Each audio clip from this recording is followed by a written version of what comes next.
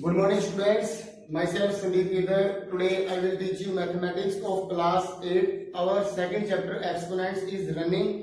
तो चलिए हम स्टार्ट करते हैं हमारा। तो चलिए देखो question number 12, right the following numbers in scientific notation. Important topic है ये भी। साइंटिफिक नोटेशन में हम कैसे चेंज करते हैं, कोई भी क्वेश्चन हो, जैसे हम फर्स्ट पार्ट ले रहे हैं तो देखो 0.00002, जब भी हम इसको साइंटिफिक नोटेशन में चेंज करेंगे तो उसके लिए आपको एक बात याद रखनी है, ये जो डेसिमल है, डेसिमल से पहले ओनली वन डिजिट होना चाहिए, वन नंबर होना चाहिए, मतलब 0 और 1 के बीच में कोई भी हो सकता है, 1 और 10 के बीच में कोई भी हो सकता है। तो अब यहाँ आप इस डेसिमल को शिफ्ट करोगे 2 के जस्ट बाद, तो आप ये देखो कितने स्टेप आप चल के जा रहे हो, 1 2 3 4 5, तो यहाँ लिखेंगे 2 मल्टीप्लाई, 2 के बाद कोई भी डिजिट नहीं है, जब कोई भी डिजिट ना हो तो 2.0 लिखने की जरूरत नहीं होती, ओनली 2 ही लिख देंगे। यदि मान लो यहाँ पे 5 होता तो हम इसको 2.5 लिखते थे। तो अब हम इसको क्या लिखेंगे, simple 2 multiply with 10 raise to power minus. जब भी डेसिमल को हम शिफ्ट करें लेफ्ट टू राइट की तरफ तो याद रखना माइनस में जाएगा, और जब इस तरफ आएंगे हम राइट टू लेफ्ट की तरफ तो प्लस आता है। तो अब ये देखो ये जो डेसिमल है यहाँ से शिफ्ट हो रही है 1 2 3 4 5 स्टेप्स, यहाँ जो आंसर हो जाएगा वो होगा 2 multiply with 10 raise to power minus 5। ये इसकी साइंटिफिक नोटेशन है। इसी तरह सेकंड पार्ट देखिए 0.1 2 3 4 5 0 है और 4 5 4 2 है। तो जब हम इसको साइंटिफिक नोटेशन में चेंज करेंगे तो इस क्वेश्चन की जो साइंटिफिक नोटेशन होगी, ये तो आपको पता चल ही चुका है कि जो डेसिमल है वो जस्ट फर्स्ट डिजिट के बाद आनी थी, तो 5 के बाद हम इसकी डेसिमल लगाएंगे, 5 के बाद 42 है तो 42 को भी आपको लिखना होगा, और multiply with 10 raise to power minus. अब आपने ये देखना कि इस डेसिमल को हमने कितने स्टेप्स शिफ्ट किया है लेफ्ट टू राइट, 1 2 3 4 5 6 स्टेप्स, तो यहाँ ये पावर जो हो जाएगी वो हो जाएगी -6। इसी तरह थर्ड पार्ट के अंदर देखिए क्या स्टेटमेंट है, 0.1 2 3 4 5 6 7 0 है और 9 3 है। तो इसकी जो साइंटिफिक नोटेशन होगी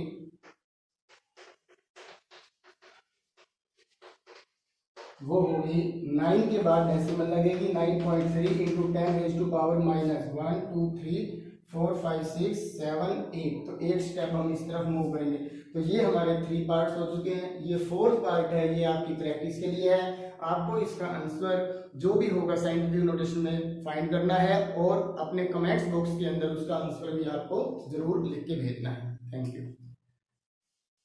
तो चलिए अब हम स्टार्ट करते हैं हमारा क्वेश्चन नंबर 13 क्वेश्चन स्टार्ट करने से पहले 12th क्वेश्चन का जो हमने किया था उसके अंदर हमें क्या गिवन था, स्टैंडर्ड फॉर्म गिवन थी और हमने उसको चेंज किया था साइंटिफिक नोटेशन में। पर इस क्वेश्चन के अंदर क्या है, साइंटिफिक नोटेशन आपको गिवन है और आपको चेंज करना है इसको स्टैंडर्ड फॉर्म में। तो चलिए हम स्टार्ट करते हैं, कैसे करना चाहिए देखिए। 6 multiply with 10 raise to power -2, इसके 2 मेथड्स हैं करने के। फर्स्ट मेथड में आपको ये बता रहा हूँ, एक तो ऐसे लिख सकते हो आप इसको, 6 multiply with 10 raise to power -5 है, तो इसको हम रेसिप्रोकल करके लिख सकते हैं 10 रेज टू पावर +5, क्योंकि पता है आपको जब भी नेगेटिव एक्सपोनेंट को पॉजिटिव एक्सपोनेंट में चेंज करना है तो उसका रेसिप्रोकल कर देते हैं, मतलब 1/10 रेज टू 5 लिख सकते हैं। अब ये देखिए नेक्स्ट स्टेप जो होगा इसका, 6 मल्टीप्लाई विद 1/, इसको हम 10 रेज टू पावर 5 का मतलब होता है 5 0 लगा देंगे 1 के साथ तो 1 लाख हो जाएगा, तो ये हो जाएगा हमारा 6/1 लाख। अब 6/1 लाख को हम यदि डेसिमल की फॉर्म में लिखना चाहें तो आपको पता है कितनी जीरो है नीचे, 1 2 3 4 5, तो हम इसको ऐसे लिखेंगे 0.1 2 3 4 और खुद 5 6 बन जाएगा। तो ये हमारा जो आंसर होगा ये होगा स्टैंडर्ड फॉर्म में, जो कि हमें इसको चेंज करना था। एक मेथड तो ये है इस क्वेश्चन को स्टैंडर्ड फॉर्म में चेंज करने का। दूसरा मेथड आपका डायरेक्ट है, क्या है, 6 multiply with 10 raise to power -5 है। तो आपने ये देखना है कि 10 की पावर क्या है, नेगेटिव है। जब नेगेटिव है तो आपको पता है ये कहाँ जाएगा, लेफ्ट की तरफ मूव करेंगे। कितने स्टेप्स मूव करेंगे, ये जो पावर है उतने स्टेप्स मूव करेंगे। तो पहला स्टेप जो होगा वो हमारा खुद क्या होगा, 6 होगा। तो 6 फर्स्ट स्टेप है, ये फर्स्ट हो गया, सेकंड थर्ड फोर्थ फिफ्थ, और फिर यहाँ डेसिमल लगा के 0। तो अब आप इसको और इसको मैच कर सकते हो, ये दोनों ही हमारी कौन सी फॉर्म होगी, स्टैंडर्ड फॉर्म होगी। तो इस मेथड से करोगे तो भी बेस्ट है, और ये यदि डायरेक्ट है, इसको डायरेक्ट करना चाहो 1 मार्क्स में तो वो भी आप कर सकते हो। तो चलिए अब हम इसका पार्ट नंबर सेकंड करेंगे। तो सेकंड के अंदर क्या स्टेटमेंट है,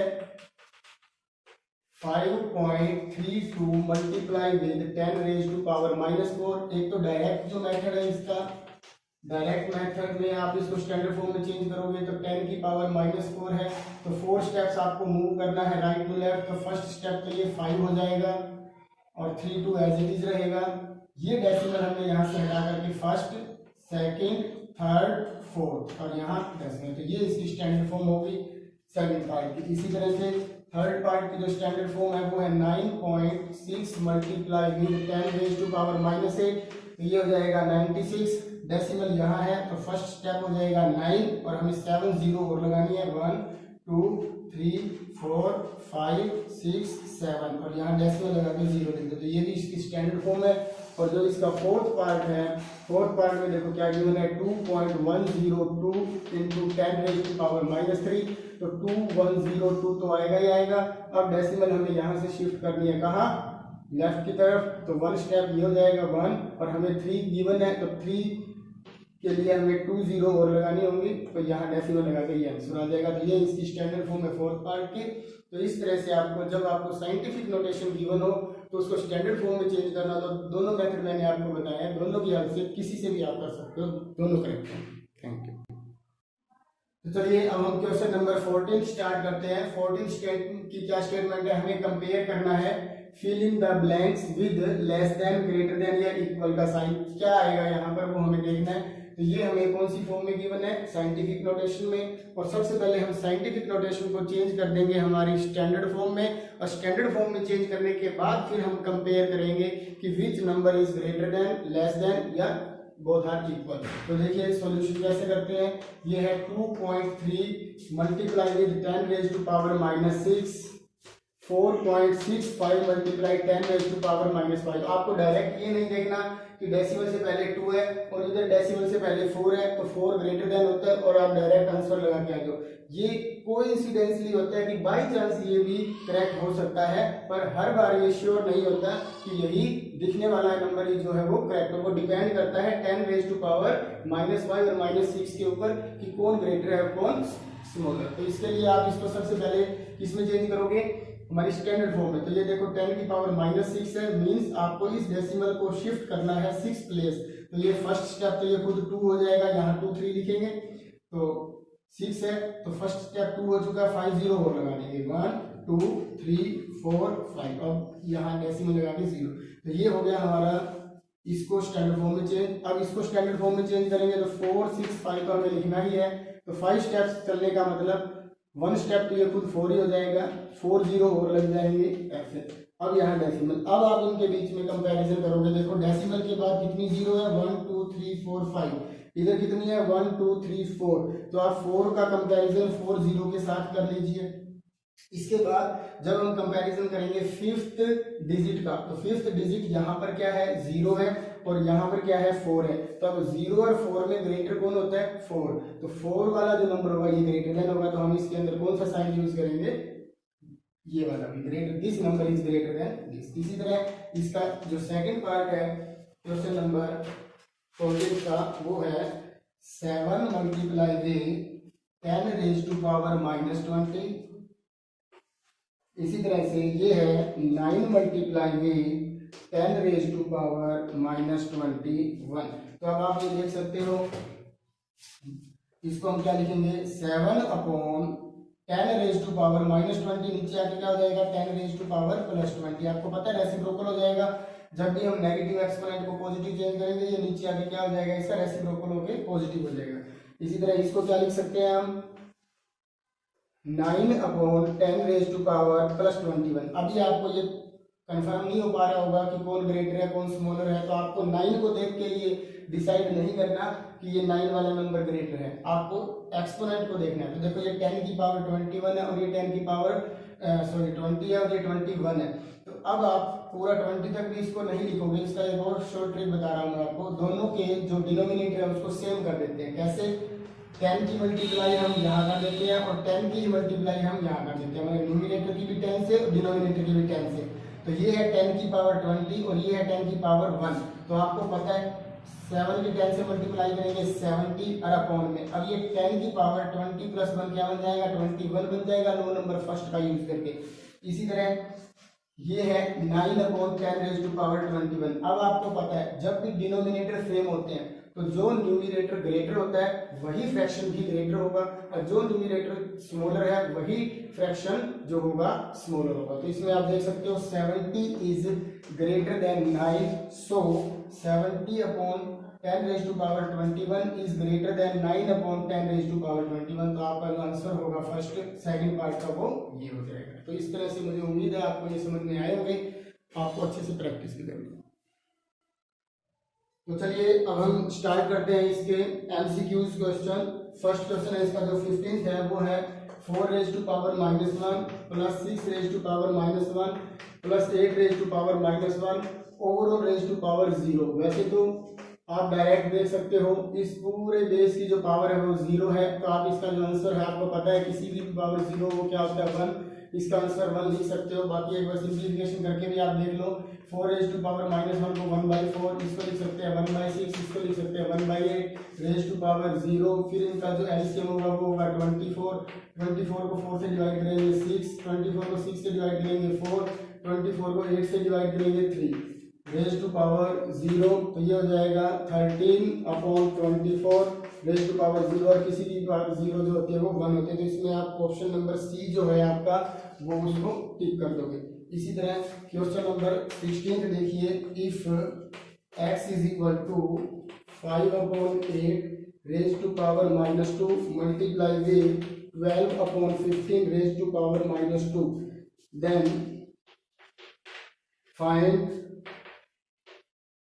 the value of x raise to power -3। तो सबसे पहले इसका जो हम सिंप्लीफिकेशन करेंगे तो आप ये देख सकते हो 5/8 और 12/15 दोनों बेसिस सेम नहीं है, पर इन दोनों का जो एक्सपोनेंट है वो सेम है। तो हम इसके अंदर कौन सी आइडेंटिटी यूज करेंगे, देख सकते हो आप सी वाले थर्ड वाले। तो थर्ड वाले में दोनों बेसिस की मल्टीप्लाई कर देंगे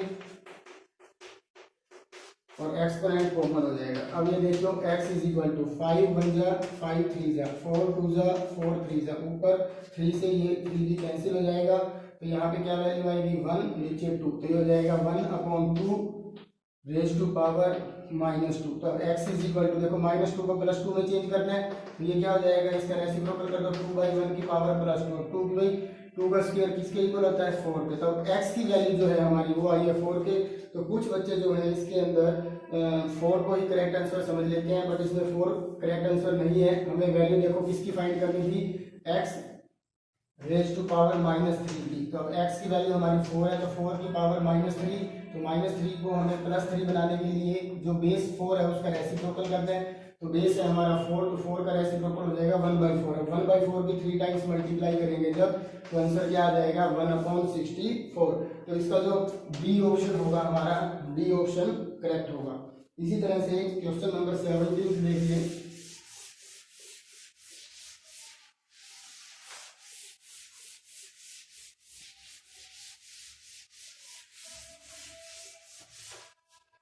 क्वेश्चन नंबर 17 में हमें सोल्व करना है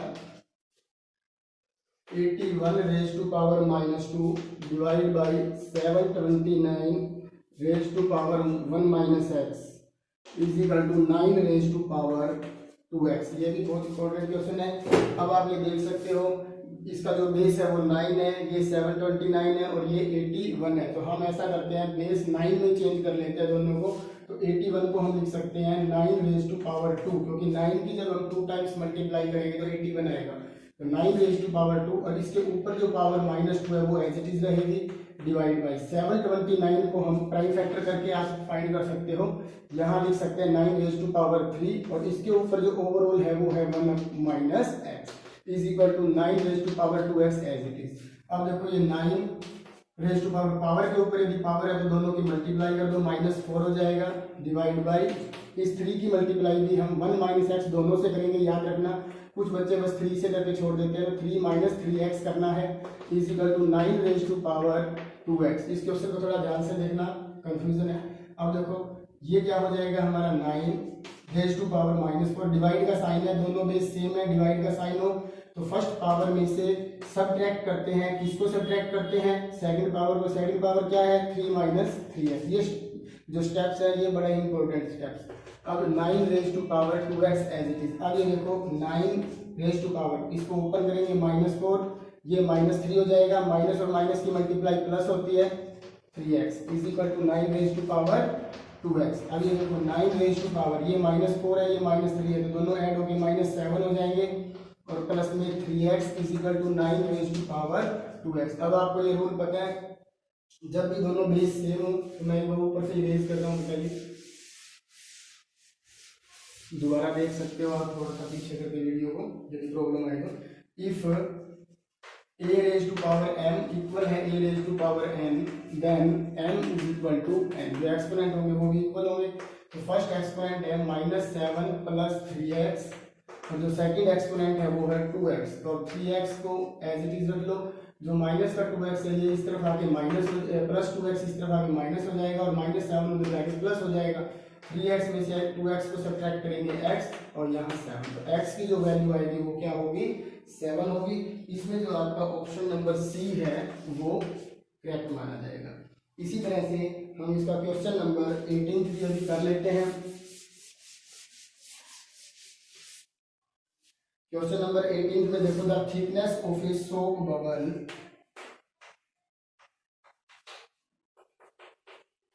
thickness of a soap bubble is 0.000004। तो आप ये काउंट करो, 1 2 3 4 5 0 है, ठीक है, और 4 है। इतने मीटर्स ये थिकनेस है किसकी? सोप बबल की।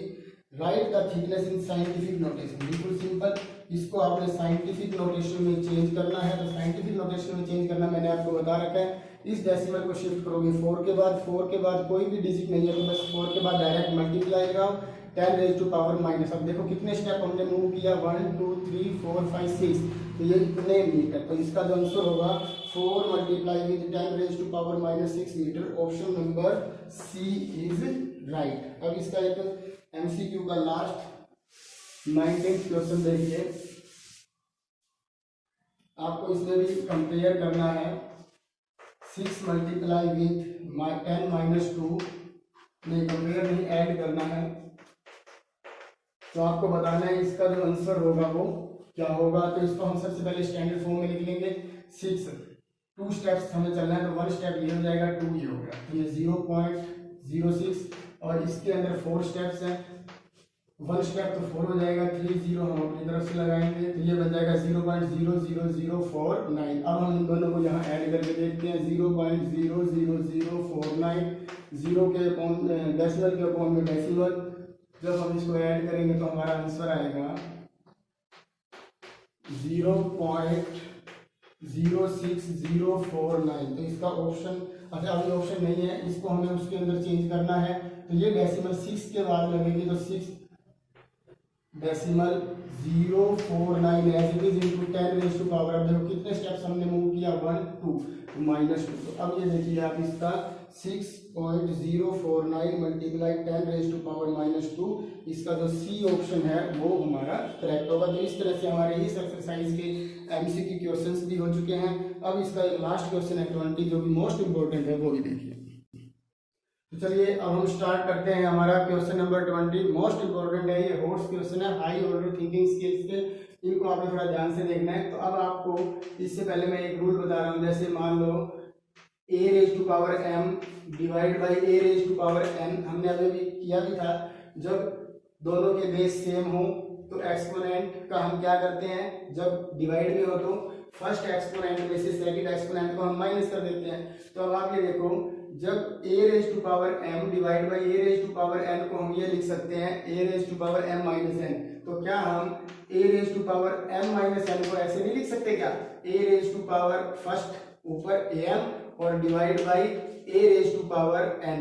तो यहाँ ये माइनस का साइन शो नहीं करेंगे। क्यों नहीं करेंगे? क्योंकि ये अंडरस्टूड है कि फर्स्ट में से हमें सेकंड को सब्ट्रैक्ट करना है। तो इसलिए देखो, तो first am divide by A M, और इसको हम क्या लिख सकते हैं, A raise to power M, ये जो डिवाइड का साइन है इसको हम ऐसे लिख सकते हैं ए एन, तो it means A raise to power M minus one N can be written as A raise to power M divide by A raise to power N, and A raise to power N minus M को फिर हम क्या लिख सकते हैं, A raise to power, देखो पहले N है, एन ऊपर divide by A raise to power N, तो इन दोनों का हम यूज करेंगे, इसका और इसका इसके अंदर। तो अब ये देखिए हमारा जो स्टेटमेंट है वो है 1/1 plus A raise to power N minus M, तो एन माइनस एम को हम लिख सकते हैं A raise to power N upon में A raise to power M, और इसके अपॉन में 1 लिखना चाहो तो लिख सकते हो। फिर प्लस का साइन 1/1 plus A raise to power M divide by A raise to power M, इसके अपॉन में 1। अब हम क्या करेंगे, 1 अपॉन इन दोनों का एलसीएम लेंगे, इन दोनों का एलसीएम क्या होगा, ए एम। इसी तरह से इन दोनों का जो एलसीएम होगा वो होगा ए एम। तो अब देखो ए एम एलसीएम है, ए एम को 1 से डिवाइड करेंगे ए एम की 1 से मल्टीप्लाई करेंगे तो वापिस ए एम ही आ जाएगा, ए एम को ए एम से डिवाइड करेंगे 1 हो जाएगा, कैंसिल होकर 1 की ए एन से मल्टीप्लाई करेंगे ए एम। इसी तरह से इन दोनों का एलसीएम की ए एन था, तो ए एन की 1 से मल्टीप्लाई, फिर 1 की ए एम से मल्टीप्लाई, वो सेम रूल है। अब हम क्या करेंगे, इस स्टेप के बाद याद रखना इसका रेसिप्रोकल कर देंगे, तो ये ए एम जो है ये ऊपर 1 के साथ मल्टीप्लाई हो जाएगा। इसको मैं यहाँ से इरेज कर रहा हूँ स्टेटमेंट से, आप अच्छे से समझ पाओगे। ये देखो 1 मल्टीप्लाई, डिवाइड का साइन जो है ये मल्टीप्लाई में चेंज हो चुका, और जो डिनोमिनेटर के प्लेस पे उसका रेसिप्रोकल हम करेंगे, ए एम ऊपर आ जाएगा और A M plus A M नीचे हो जाएगा। इसी तरह फिर ये प्लस का साइन, इसी तरह 1 मल्टीप्लाई, इसका भी रेसिप्रोकल कर दो, A N upon A N plus ए। यहाँ तक सभी बच्चों को समझ में आ गया होगा। अब जो हमें करना है इससे नेक्स्ट स्टेप में, वो ये देखिए ए एम की 1 से मल्टीप्लाई करेंगे ए एम अपॉन में A M plus A M, ऐसे काट मत देना इसको, ऐसे कैंसिल नहीं होते ये। ए एम की 1 से मल्टीप्लाई करेंगे A N divide by A N plus A M. अब आपको पता है एडिशन इज कॉम्यूटेटिव, जब हम 2 में 3 को ऐड करेंगे या फिर 3 में 2 को ऐड करेंगे तो दोनों केसेस के अंदर आंसर 5 ही आएगा।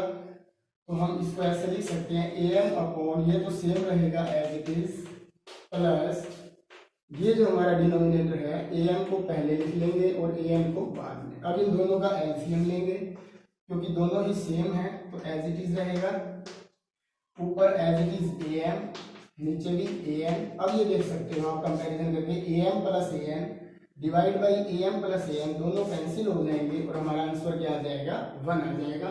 तो ये मोस्ट इंपॉर्टेंट क्वेश्चन था, इसको आपने दोबारा भी देखना है और अपनी रफ नोटबुक के ऊपर इसे करके भी देखना है। Thank you.